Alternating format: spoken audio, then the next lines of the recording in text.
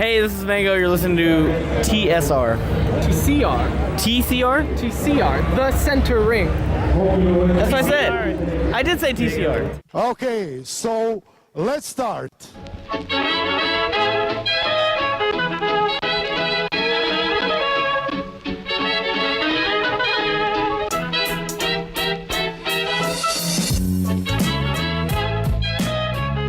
Hello and welcome to another edition of the Center Ring, aka TCR, aka TSR.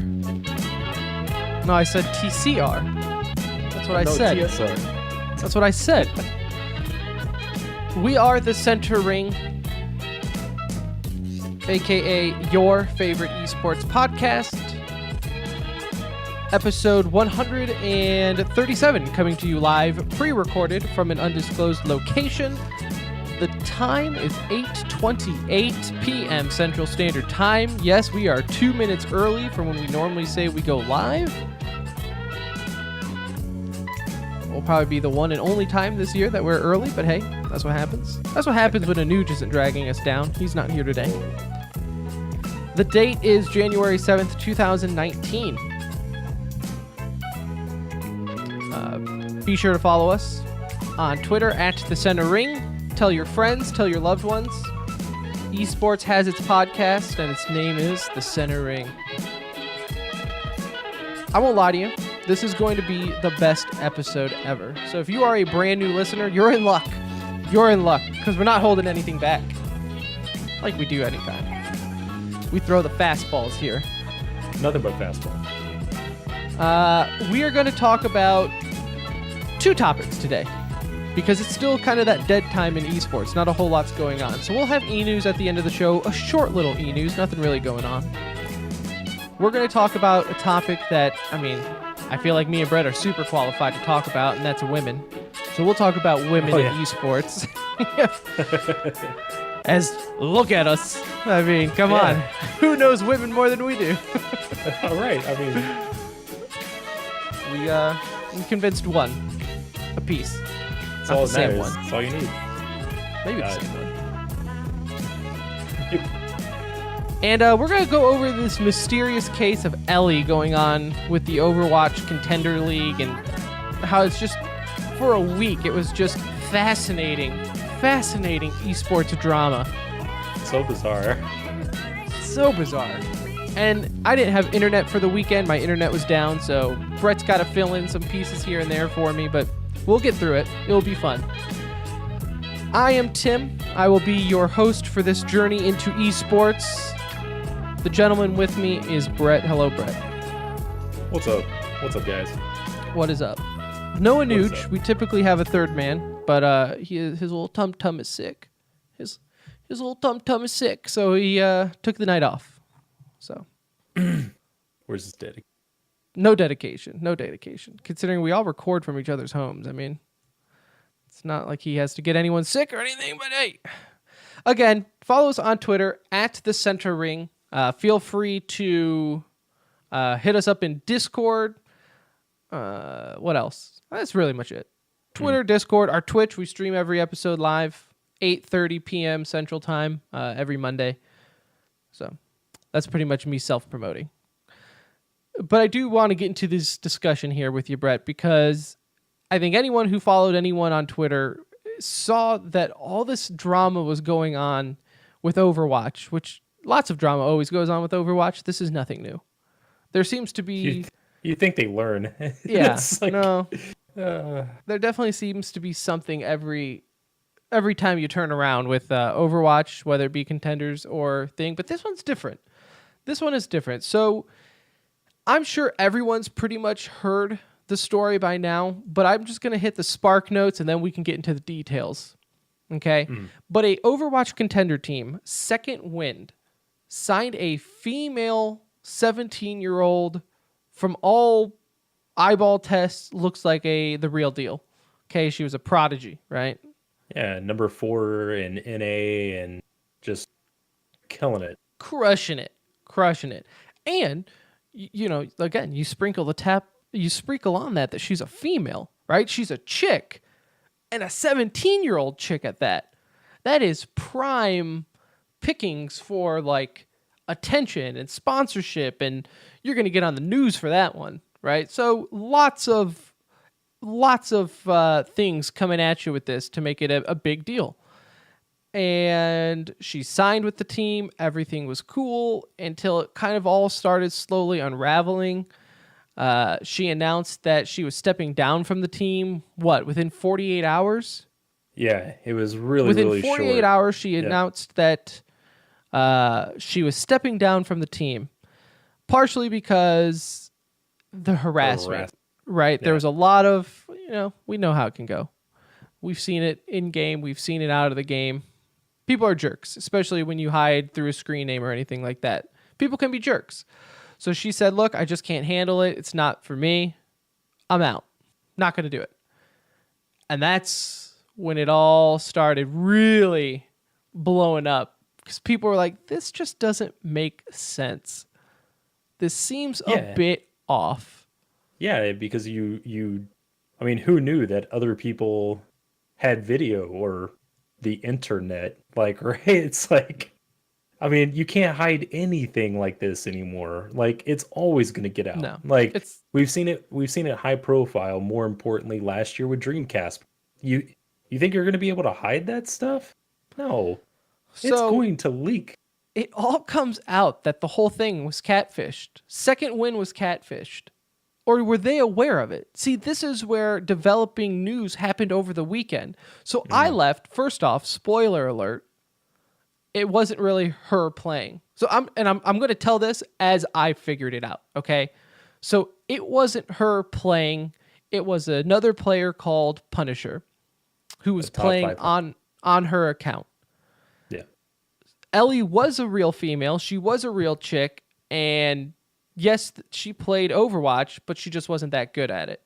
And through the vetting process, through signing, however this got out there, she was able to sign on a team, and no one ever thought maybe we should talk on the phone with her. I don't know. Yeah, I mean, the way it looked like Second Wind just wanted to get ahead of the game. Like, oh my God, there's this top 4 NA player. She's female. She's 17. Let's get ahead of the game. Let's get her And signed. I don't blame him Let's for that. Announce it. I Yeah. don't blame him. We'll get into our whole, because this dude, the ripple effect from this was unreal, right? Because it sparked the whole female in esports riot, which happens anytime a female is mentioned. But it started that whole forest fire again of like how females are treated in esports and mistreatment and all that. And you got people from all walks of life coming in to talk about this. Right. But I don't blame them for that. As someone who used to play more so on a competitive mindset back in the day, you know how you got a quick sponsorship? You got a girl on your team. That instantly, hey, you guys want to play on main stage? Don't mind if we do. Yeah. Let's go play this random pool play game on the main stage, right? Gee, I wonder why they picked us. So I don't blame them for that. But then it came out that it was never a real girl. So Ellie is not real. Right. So the story goes, and this is pretty accurate now, more and more has come to light, that it was this guy named Punisher, top 500 NA player, Doomfist main, really good DPS. Started this out as a quote unquote, as far as Aspen, and for those who don't know Aspen, she's a sponsored streamer through Cloud9. Very, very good Overwatch player in her own right, came out and said, hey, I'm going to go ahead and come clean on this. There's no Ellie. So Ellie how is did she not, know? Because Punisher told her, and I'll get to that. Okay. So, yeah, so she comes out and it's very slow and methodical, and it's just a weird scenario. It just felt like she was so uncomfortable. This whole thing was slow. Right? It really was. It was slow and super play. Fast, but it was every day something new came out on what was going on. Yeah. So Aspen came out and said, "Hey, there's no Ellie. There's no Ellie. It's actually Punisher." And Punisher did this as a quote unquote social experiment Yeah, the social to experiment show getaway to car. show yeah to show that the inequality of just females in esports and females in general and competitive gaming, and he just wanted to, I guess, bring to light that issue, but it gets worse. Sure, man. Like Whatever you want to say, it, like whatever he wants to say in that scenario. And this is where we can really get into the it discussion, right? Because but I'll go ahead and finish the story, and then that way we can kind all of just right. pick it apart. So, well, let's go ahead and just discuss. We'll go ahead and stop there, and let's just discuss that situation: females in competitive gaming, females in sports. We'll go ahead and stop there, talk, and then we'll continue on beyond his, I guess, thought process, and actually dive into what has come out about Yeah. Punisher Now, recently. I really wish we had females that could come on the show just so we could have a female voice discussing this topic that knew about esports and things like that, right? We have tons of female friends. Don't get me wrong. Oh yeah, yeah. I mean, Tons of them. just look at our Discord. It's just tons of them. I think there's like one. But I think Cassie plays with us all the time. That's about it. yeah. But I do feel like I get the point that he was trying to make. Like, look, she was here for 2 days and was already getting harassments. Some of that harassment was under the impression, though, that some people never bought that she was real to begin with, because just the way she came out of nowhere, And just to kind of build off of that, there's actually a clip of not IDDQD, but Defran. He was in a match with Ellie, and he was laughing. He was just laughing the entire time. He was like, "What is this?" Because he saw through, because the way he was making callouts. His callouts were extremely delayed, and it was a woman's voice coming through. So there were players like the Fran that were catching on of like realizing that something's not someone right is here. telling a female on the mic Yeah. to say stuff. Yeah.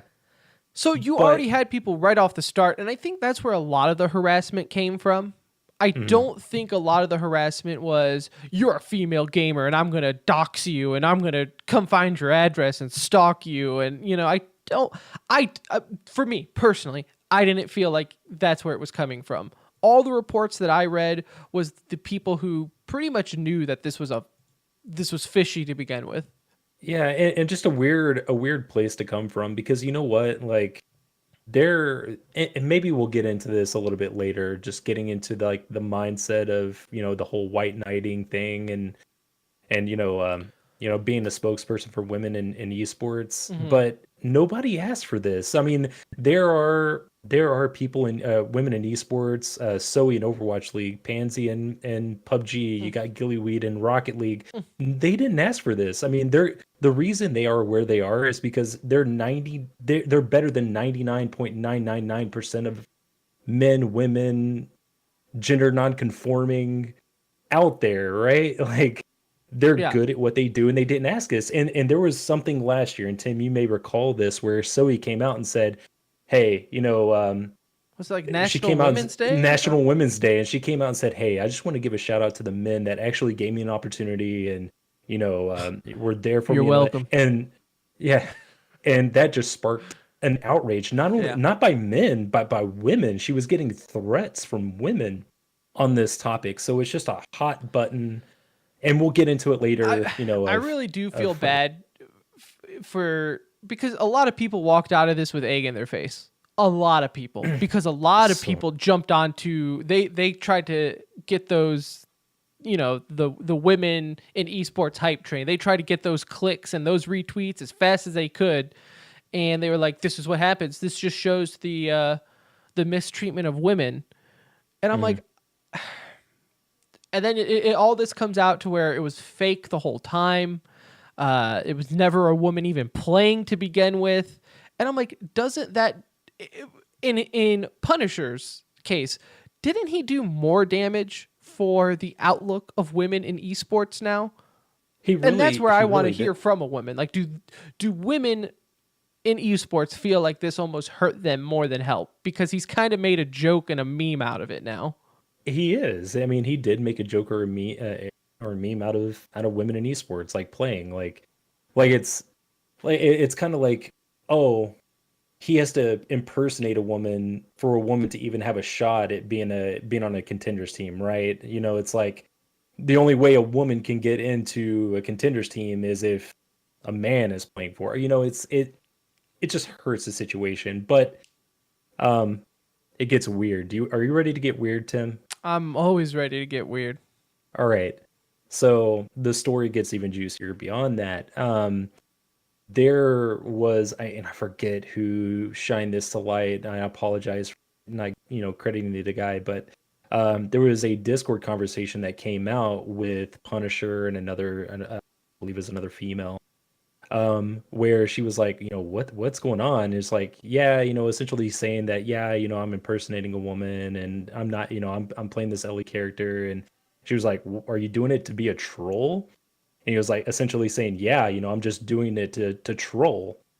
And the way the conversation goes, it kind of makes him sound like he was doing it to get donations, to get men to I have no doubt about that.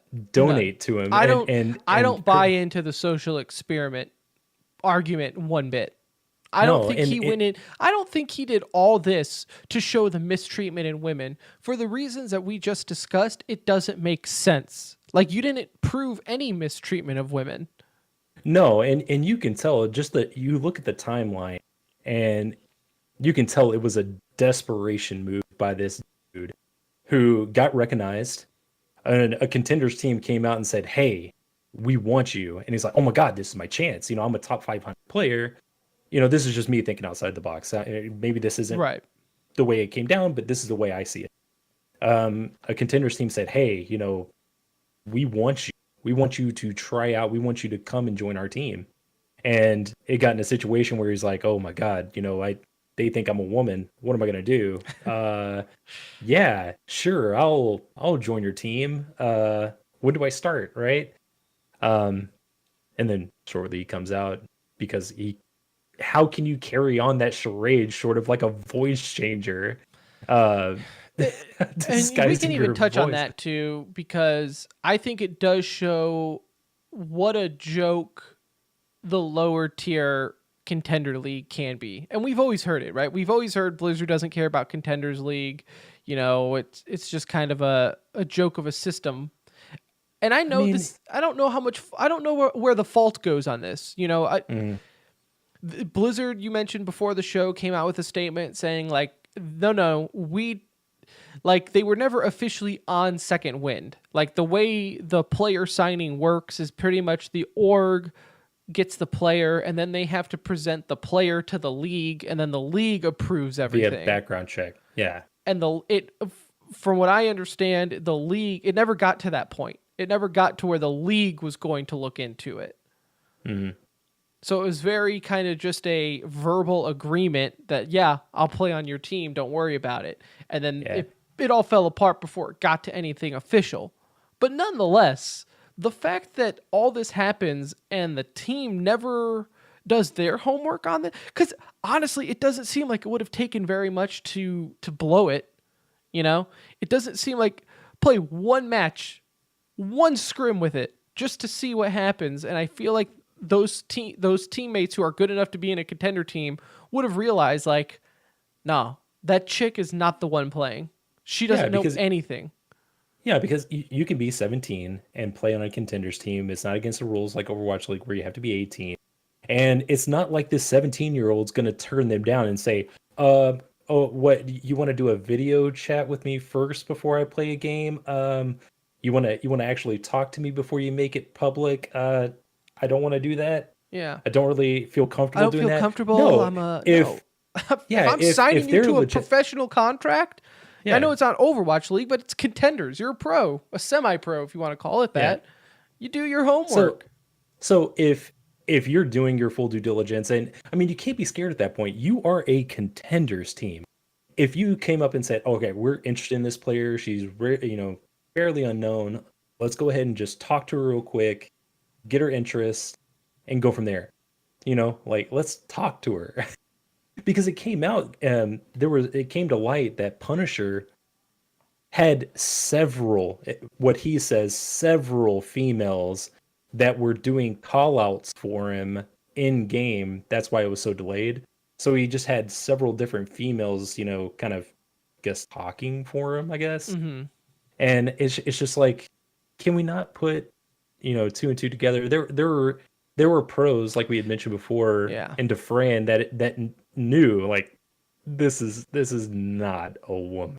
This This is is not a- so unbelievable of a story. Like, to have an organization, to have this on a scale of someone getting catfished this hard, I think hopefully it kind of makes organizations kind of rethink, right? Like, hey, how about do your homework before signing a player, right?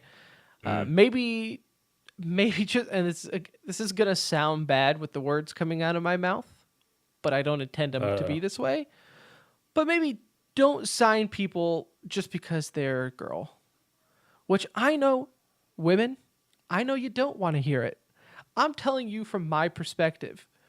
There are definitely, not all, but some women get signed to teams and orgs because you are a female who can play at a high level. Maybe not the highest level. You might not even be the best, right?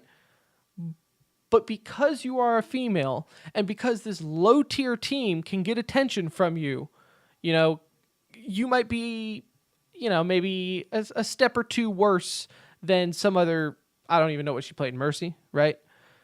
But because she was a 17-year-old female, I can promise you that went into their thought of signing her. Yeah, and it's really unfortunate too because we had our big breakthrough, our inaugural season last year. You had Gaguri playing for Shanghai.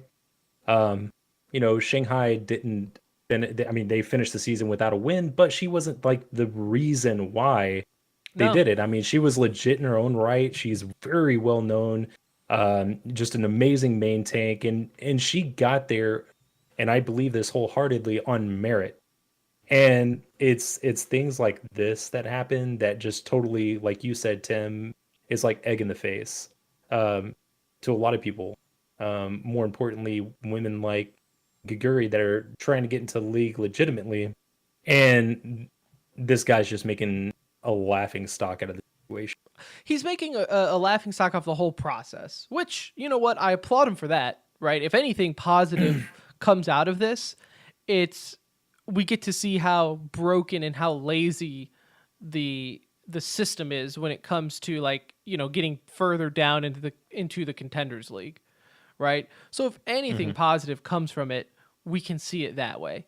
But like I said, there were a lot of people. This sparked a whole lot more than just in Overwatch, right? Because then it overflowed into a lot of people. I mean, big articles on big websites were coming out saying like the mistreatment of women in esports, and I know the one. I think it was just good timing. I don't think it meant to be coming out at the same time, but like that one website you posted in our show chat about like 46% of gamers are females, 45. and Yeah. and then like they tied it into saying like, and yet where are they on the esports professional scene and blah blah blah, and again, that's so nitpicky because that article is considering cell phone users, people who play Candy Crush as a gamer, and you can get into that argument as much as you want, but again, you're not comparing apples to apples in that case. I feel like these people aren't true members of the community either, because there are No.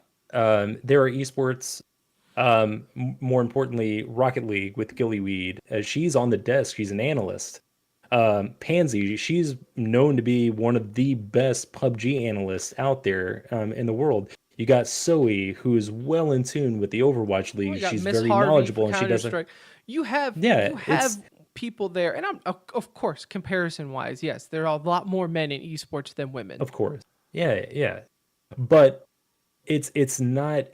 I feel, and we are not other sports out there where there could be a really good female goaltender trying to get into a high school men's team, where it's like, okay, there's this locker room scenario where it's just too much to overcome, right? Like there's too many other aspects beyond her own ability to be a good goalie. In esports, you really don't have that. She's got to like cook dinner. She's got to have a baby. God. They don't have those barriers. She's got to have pillow fights with all her friends. Yeah, right. God. We are not other sports. I mean, I feel, and I feel this wholeheartedly, that if a woman is good enough, she can get into a team. No team. Now, I'm not going to say no team. I'm sure they're out there, but I would say the vast majority of teams would not turn down a female if she could help them competitively. Even to my point, right? She doesn't even have to be the best. It's almost like the exact opposite in esports, I feel like, to where you could have a female not be the best and still get into orgs and teams because of the publicity it would bring to them. Because the positive publicity that would come to a team. Imagine if Cloud9 in Counter-Strike signed a female gamer, a female player, and obviously she has to still be good, right? It can't just be like signing just any old Counter-Strike female player. But even if it's not the best and they just sign her to like, hey, it's a tryout phase, right? She's good enough. She plays FPL and all that. She's proven her play there in pugs and pickup games. We're going to sign her and see what's up. Mm-hmm. There could be a long line of guys that have been playing the game a lot longer than her and, quote unquote, deserve it more, right? Mm-hmm. But that org is you're going to gain attention by being that female gamer. And I'm not saying that's a bad thing at all, right? You got to find a way to gain attention, I guess. Is that is that a PC way of saying it? You got to find a way to get that next fan base level. And you know what? If signing a female player that may not be 100% qualified, but qualified enough, that happens. But I don't see anything wrong with that, right? I don't see there anything wrong with being signed or being looked at because you are a female. No, definitely not. And I know there are people who feel that way though, right? Like some women are like, look, don't even view, like I would rather you just not know I was a female and just sign me like a blind signing, right? Okay. Like I don't know what you want there. Mm-hmm.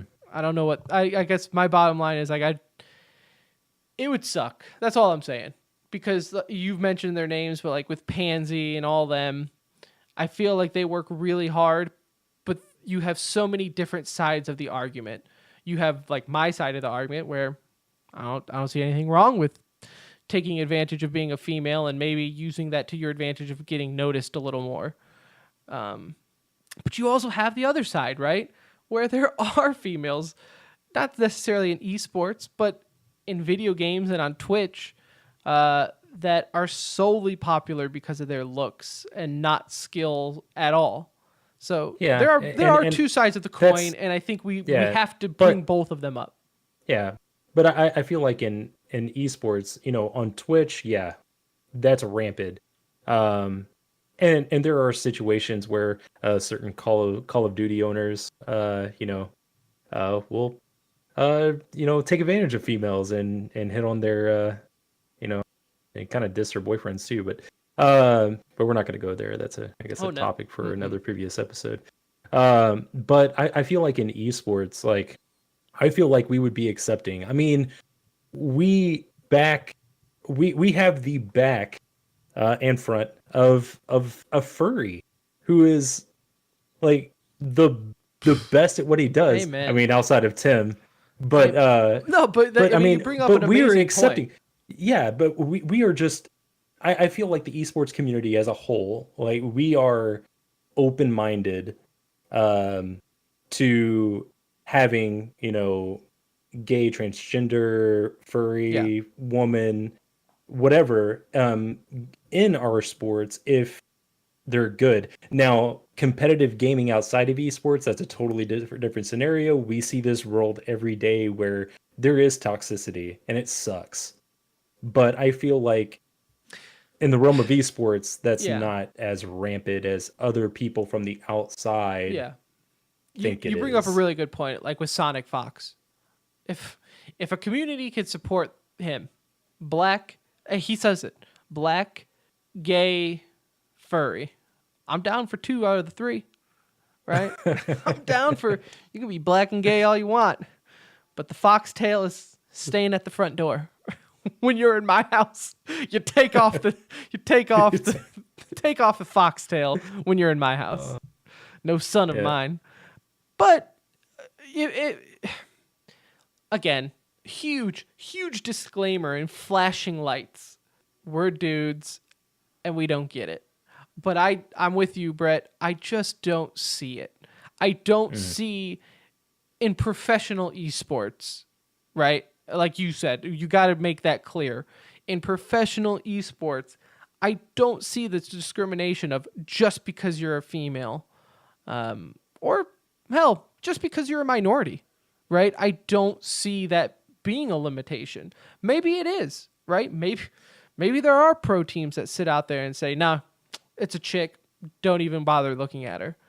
But I don't. But we see can't it. think of a story of where that was the case. Yeah, where's right? your proof in that, right? And Yeah. they try to make it seem like that's the case, and yet, Yeah. where's the proof?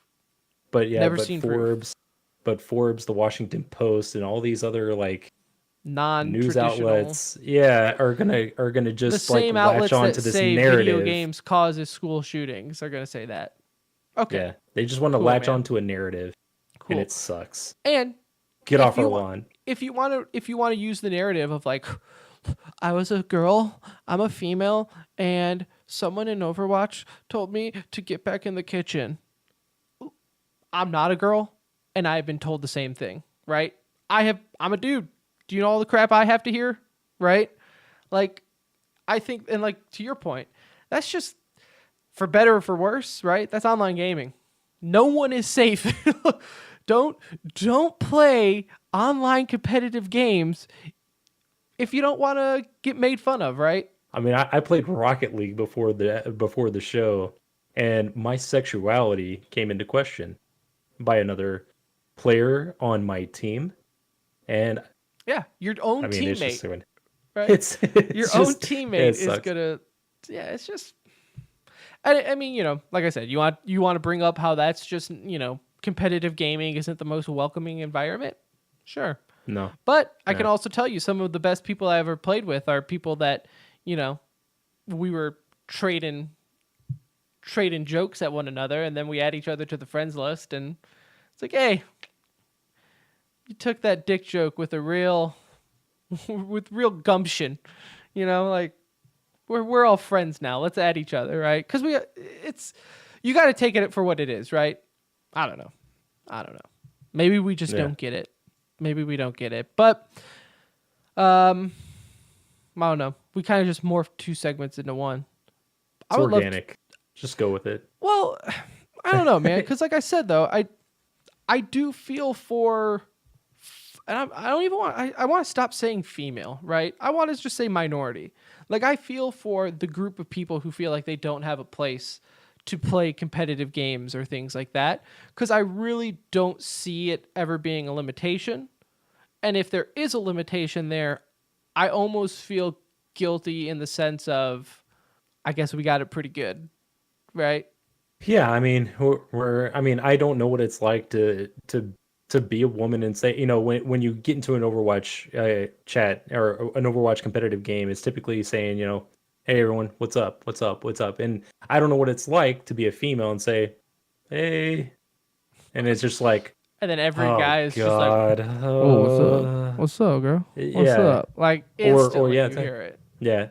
So I mean, we're coming from a place of just lack Being of experience. dudes. Yeah, I mean, maybe one episode we can try and get somebody, embedded in the scene and maybe talk about this more in depth. I I would love feel it. like it's a topic And I would really that like to have deserves someone, conversation. though, I would love to speak with a female who is okay with the discussion, right? I don't want someone coming in here and just hating on it because, well, you're a man. Of course you don't understand. Well, maybe I don't understand, but from my point of view, I feel like it's kind of an even playing field. You know, everyone talks smack. Everyone has a chance to become better. You know, and you want to say that women are mistreated or don't get the same opportunity in esports. I say in the case of Ellie that, you know, there's been a lot of top 4 players in Overwatch that don't get signed onto teams. You know, there's a lot of top 500 players that don't get signed to Contender League team, yet you were, you know. So why was that the case? Could it be because people thought you were a 17-year-old female? Could be. Could be. I don't think Second Wind will ever come out and say, yep, that's why we were interested, but Definitely why they were.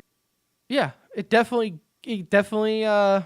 earned everyone's attention, right? If this was a dude just playing on his other dude's account and got signed and then they realized someone was sharing accounts, do you think this would have gotten any news? No. You would go back to life not knowing who the hell Second Wind was, but yet here we are. I don't know. Maybe one day we can get someone kind of rooted into the industry that is a female that, you know, just maybe Just like comfortable talking about it. Yeah, a female roundtable of someone who's just comfortable having that conversation. Because I mean, I'm comfortable having the conversation. You know, I'm a man. What do I have to lose? So E-News, right? Yeah. Let me play hit the theme. Before Expo. this derails. Like I said, pretty slow week. Not a whole lot going on. Last week we talked a lot about a lot of the CS:GO roster moves. Kind of slowed down. You did have Adren. That is Gambit's Adren, not the team. Major winning fragger Adren. Yeah, I still forget that they won a major. so long ago and so irrelevant. But he ended up joining FaZe. They also, more importantly, picked up Yanko as a head coach. We were talking about before the show of who's going to be IGL now that Kerrigan is out of the picture. Right now, Liquipedia has it set to Nico. I don't know how reliable of a source that is. Isn't that part of the reason why he left Mouse?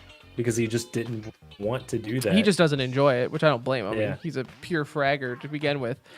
But like I told you, I feel like they're one of the few orgs out there that don't necessarily need a set IGL.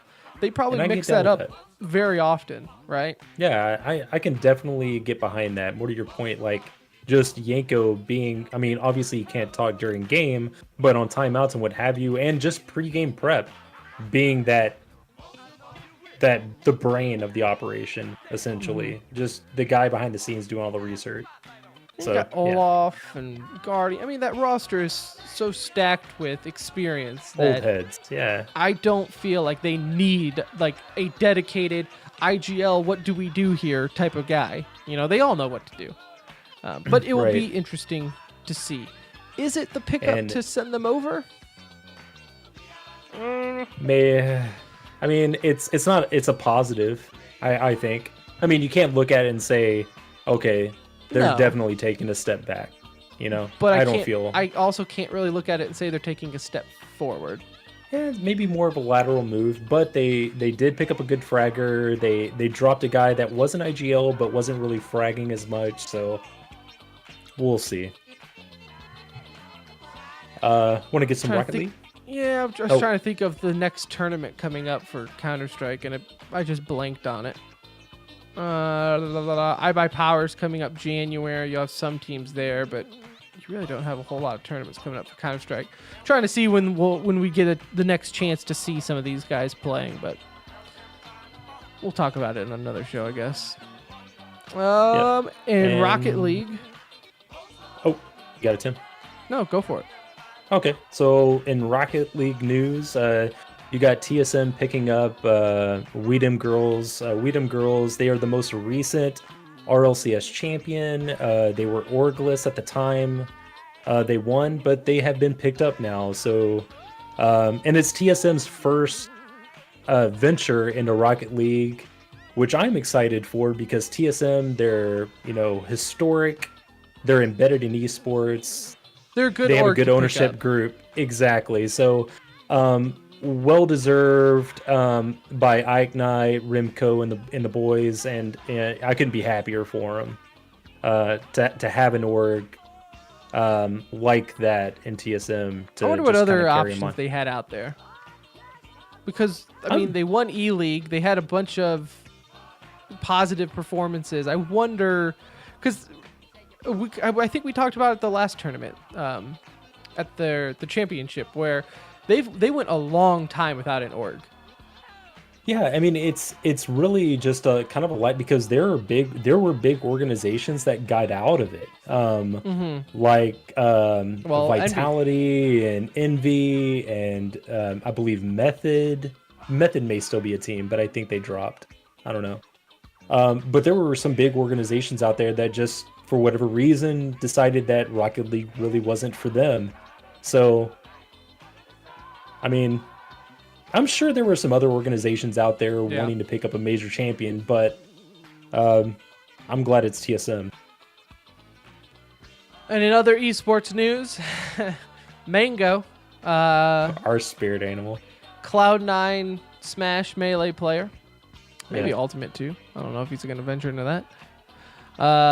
Has been banned from Twitch for 1 week, last I heard. He is a huge, huge Philadelphia Eagles fan and had one too many drinks and ended up on stream. He claims that he was just joking around. He didn't actually pass out drunk. That does not to say he wasn't super drunk. The dude was super drunk. He was plastic. He was super drunk. I do believe him, though, that he didn't actually pass out because he claims he just pretended like he fell over and then went downstairs, talked to his fiance or girlfriend for a little bit, and then came back to end the stream. I do believe that only because, from personal experience of passing out drunk, once you hit the ground, you typically don't get back up. For at least maybe like 4 or 5 hours. Yeah, like you don't just fall over, get up, and go, whoop, okay, guys, well, I think I've had too much to drink. I need to end my stream. you kind of fall and no, this is where I want to be. I'm good here. I'm good. I'm good here on the bathroom floor. This is where I want to be. This is where I want to sleep. Just leave me alone. Hugging the toilet. Yeah, just no. I want the toilet to be my pillow tonight, please. So, nonetheless, God bless Mango. God bless Mango, and God bless you, the listener. Thank you for tuning in. A different type of episode, right? Not so much just breaking down the X's and O's and team rosters and everything like that. And I don't know. I hope we had a good conversation about it. I don't know if we did. I feel like, it's just one of those touchy subjects where it's just difficult to have a conversation about. Maybe you could get into our Discord where I'm not being recorded forever and we can talk about it some more. And my words aren't recorded. And then I can tell you what I really feel about females in esports. No, I'm kidding. Kidding. LOL. I think they deserve every chance anyone else gets. You can follow us on Twitter at The Center Ring. Our Discord, our website link is all in our descriptions there. You can join our Discord. Be a part of the conversations. For me personally, these are the conversations I love, right? The real, let's talk about social problems in esports. Let's talk about what we can do to improve the scene. Because let's face it, it is gaming and we're all toxic. No matter how good of a person you think you are. We're all big jerks online. We will be back next week, though, to talk some more esports. I think there are some tournaments happening between now and then. But until then, for Brett, no news isn't here. We'll talk to you next time.